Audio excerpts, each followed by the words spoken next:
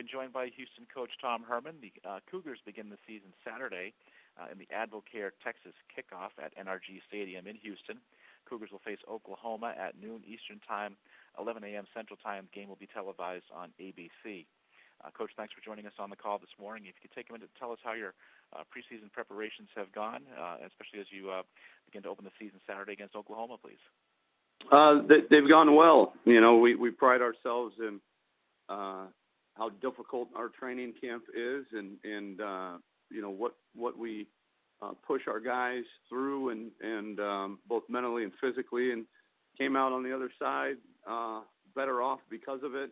So we spent the first 2.5 weeks really just you know, developing our identity as a team, developing our leaders, developing our toughness, both mental and physical toughness. And then this past week, and then obviously this week has been much more about preparing to win a football game. And I think our guys have made that transition. It was much needed. They were sick of hitting each other and playing against each other's offense and defense. It's nice when you can finally start to introduce an opponent and kind of get their competitive juices going again. We'll take questions for Coach Herman, please. Star 1 on your telephone keypad to join the queue. The operator will introduce you. We will go to Mitch Sherman with ESPN.com. Hey, Tom. What, if any, consideration have you given through the off-season and into August about the importance and potential impact of this entire September schedule? Just simply considering the position of the program coming out of a great season and also the climate moving forward? None, and I don't. I mean, it's a good question, but no, we spend from January until, like I said, until the beginning of last week. It's all about our team and developing our team, training our team, and we don't let any outside influences, chatter, noise, any of that stuff infiltrate our culture. And our kids have done a great job of insulating themselves from all of that chatter, because at the end of the day, that's all it is. And, you know, if we beat Oklahoma on Saturday, Mike Oresco is not going to jog out to the 50-yard line and hand us the American Championship trophy. We've got to get ready to go play it.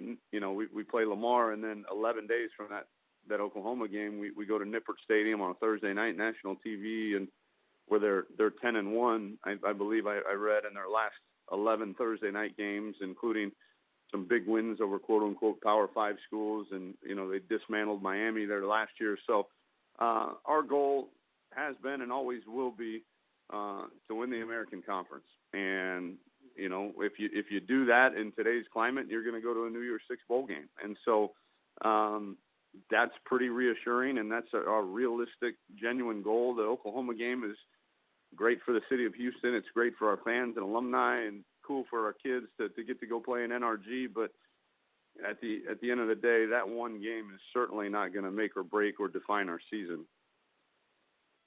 All right, great. Thank you. Appreciate it. Good luck Saturday. Thanks, Mitch. I appreciate it.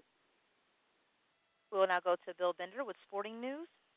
Hey, Coach. Good afternoon or morning.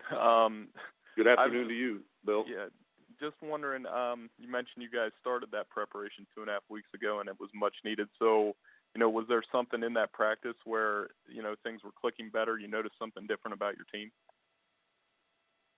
Oh, you know, anytime you spend 2.5 weeks of training camp just grinding on them, it's pretty standard operating procedure. You know, we ended training camp with a scrimmage on that Saturday. You give them Sunday off, and then a week ago was the first time we introduced Oklahoma, any, you know, scout team reps. So anytime you can, you know, kind of change gears in your meeting room rather than the meetings always being about, you know, ourselves and how we can get better, to at least introduce Oklahoma's offense and defense and tell your kids, hey, this is what we're going to try to do to move the ball on them. This is what we're going to try to do to stop them from moving the ball. And so anytime that change of scenery happens and they kind of now start saying, okay, this is real. You know, we're about to play a game in less than 2 weeks, and it becomes fun again for them to to get those competitive juices going and start preparing to win a game rather than just running into each other for 2.5 weeks. Right, and you mentioned NRG Stadium. I mean, would you anticipate an atmosphere maybe comparable to the bowl game last year, if not the same? I would think it'd be probably pretty similar, save for maybe a few more Houston fans. I would hope so. The Florida State outnumbered us at the Peach Bowl by 15,000, but Atlanta is a short drive from Tallahassee, where I would hope that we could at least even the crowd out. We know there's a lot of Sooners who'll travel well from wherever in the country, and there's a lot of Sooners here in the city of Houston, but I think it'll again be another step in the right direction towards our alumni, our fans, our student, and just really the city of Houston and their commitment to their hometown college football team. If we can at least even the numbers out and not have it be a home field advantage for Oklahoma. Thanks, Coach. Thank you. We'll go to Dan Tortora with wakeupcalldt.com. Hi, Coach. How you doing today? I'm great, Dan. How are you? Doing well. To speak on Greg Ward Jr., I mean, obviously there's so many different things that have been said over the last few years, but as a leader and as a father, just what he is as a leader in your room, what he is in the classroom, and what you see from him as a man and not just a football player that he is. Oh, man. How much time you got?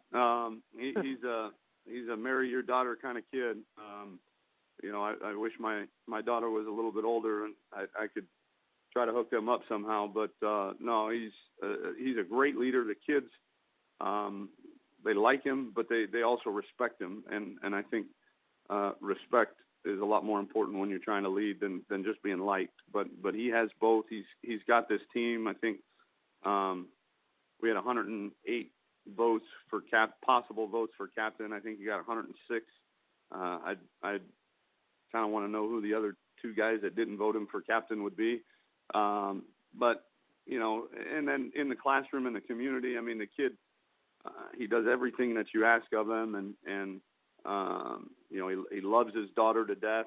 Obviously, being a full-time student and a full-time football player consumes a lot of his time, but he tries to carve out as much as he can to go see Chloe. And but he's done a much better job of being more vocal with his leadership style since we got back from Christmas break in January, just knowing that we lost Elandon Roberts and Adrian McDonald. We lost some good vocal leaders, and not that Greg was not a good leader, because he was. He just needed to, pick the torch up a little bit from a vocal standpoint.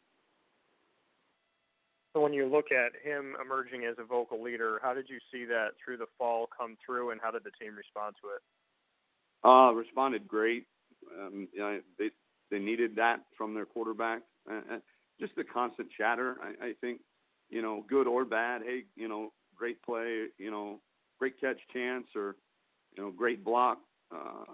Will Noble, or come on, man, you're better than that, or let's go, guys, we got to pick it up. You just generally heard his voice a lot more than than we ever have, and when you're basically a unanimous captain and you're the face of our program, he needed to do that, and he's definitely risen to the occasion.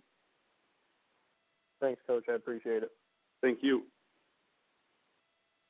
We'll go to Mac Engel with Fort Worth Star-Telegram. Morning, Coach.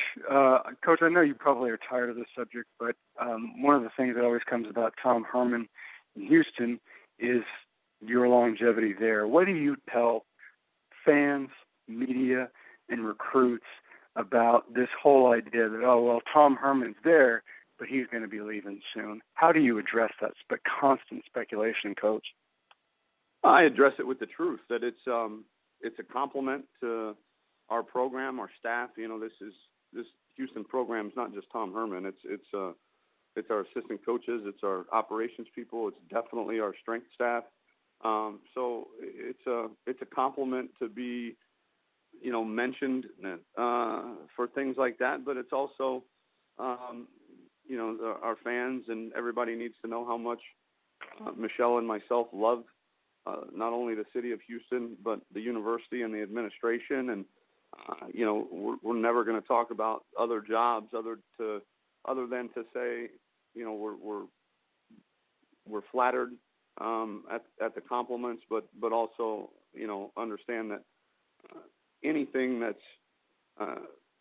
needs to be said will be said, and it'll be said by me, and it'll be the truth. And so I think our players are the biggest constituents I worry about, but I think they definitely know that, in the 20 months that I've been here, I've never lied to them.